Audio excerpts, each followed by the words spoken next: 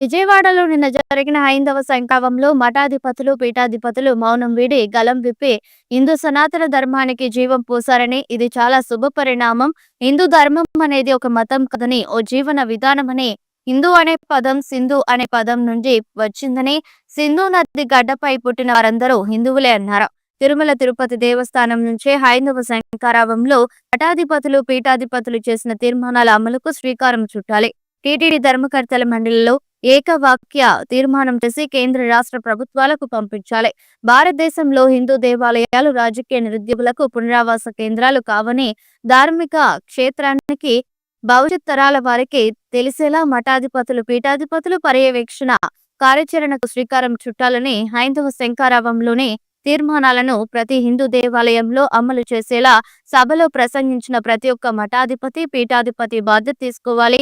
హిందూ దేవాలయాలను వ్యాపార కేంద్రాలుగా, ఆదాయ వనరులుగా మార్చే సంస్కృతి స్వస్తి పలికి హిందూ సనాతన ధర్మం యొక్క ఔన్నత్యాన్ని భవిష్యత్ తరాల వారికి అందించే బాధ్యత మనందరిపై ఉందన్నారు.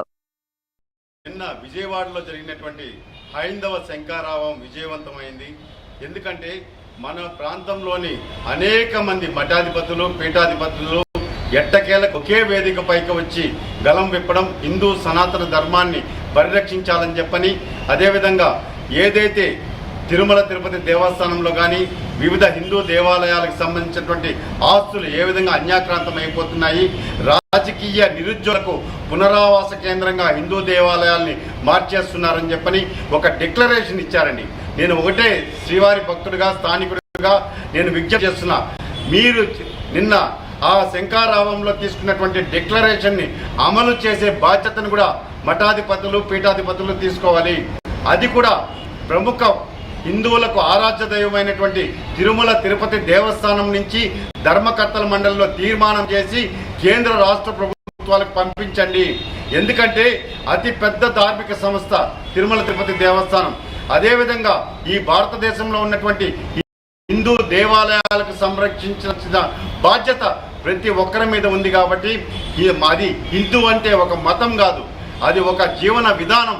కాబట్టి మనము ఈరోజు శంకరావంతో మఠాధిపతులు, పీఠాధిపతులంతా కూడా గలం విప్పడం అంటే నిజంగా హిందూ ధర్మానికి పూర్వ వైభవం రాబోతోంది.